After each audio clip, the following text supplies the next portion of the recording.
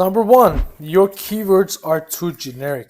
When you have too generic keywords, you're eventually going to attract less quality audience. Say car insurance, for instance. Person searching for car insurance as a specific keyword are not necessarily in the mood to buy. Some of them will be, but not all of them. Some people might be looking for research purposes, or some people exactly wanting to buy, but you're not going to capture all of the people who are about to buy. But instead of car insurance, you target get car insurance now as a keyword, you're higher likely to get that person to convert. The second problem usually occurs when you're in a niche where you are in between two well-known niches.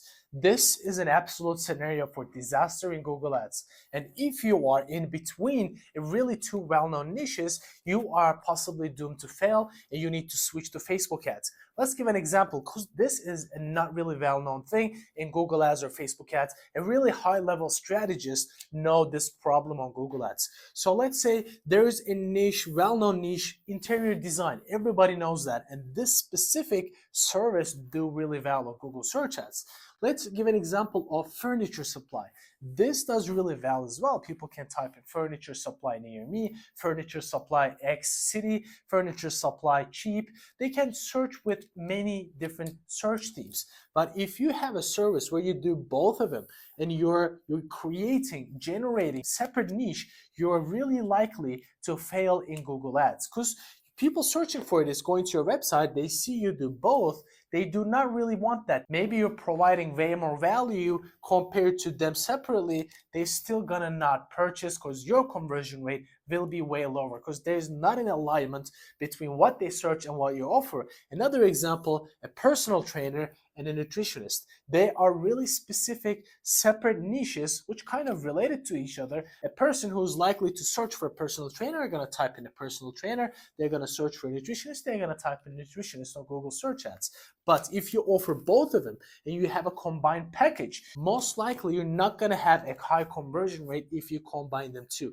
But if you have those, Facebook ads is a great venue for you. Since we were talking about conversion rates, let's address the elephant in the room.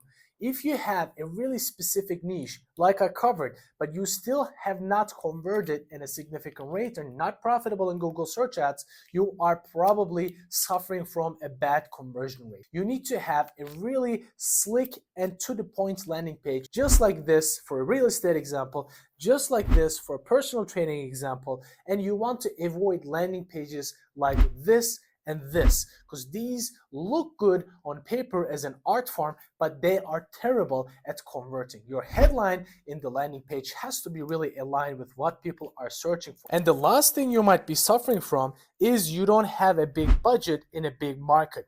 If you're playing around with a small budget, that is going to be detrimental for your Google Ads success, because some of the keywords are worth $50, $40, $20. And if you have $1,000 and $2,000 per month budget, you're doomed to fail in a highly competitive market. So if you're spending $1,000 to $5,000 in, let's say, car insurance or health insurance space, no wonder you're going to fail, because you don't have enough budget to collect data and play around and optimize your Google Ads campaigns. And you can look at all those strategies I covered, and I guarantee you your conversion rate on Google search ads will be way better and you will have a better success in Google Ads. Don't forget to subscribe.